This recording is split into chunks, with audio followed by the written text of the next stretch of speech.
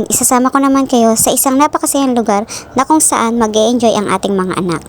At dahil birthday ng aking anak, dinala namin siya sa Kidzuna dito sa Vista Mall.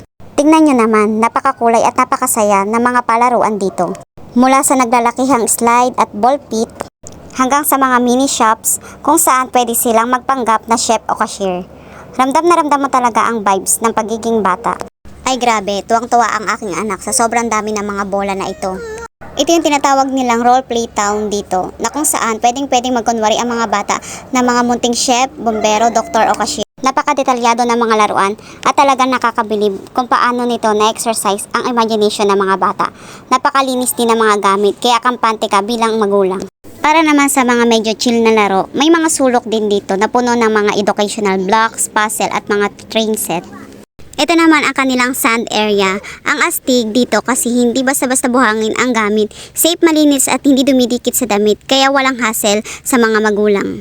Bilang magulang, wala nang masihigit pa sa pakiramdam na makita mong lumalaking masaya at malusog ang iyong mga anak.